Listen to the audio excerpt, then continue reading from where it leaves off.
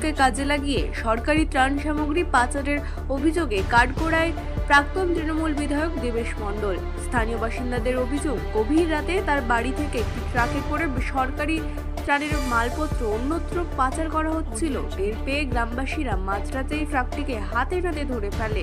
এরপরেই প্রাক্তন বিধায়কের জড়িত থাকার অভিযোগে এলাকায় তীব্র উত্তেজনা ছড়িয়েছে।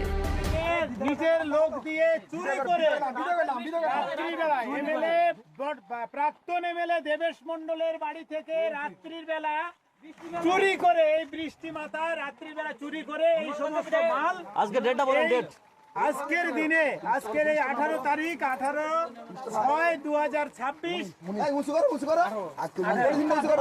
এই তারিখে এই সমস্ত মাল সাহেবের নেতৃত্বে এই রাত্রের মাল যাবে এবং তিনি বলতে চাইছেন এবং প্রশাসনিক হুমকি দেখিয়ে বলছেন যে এই মাল আমাদেরকে নিয়ে যেতে দিতে হবে, তার প্রশাসনিক অর্ডার ওনাদের আছে।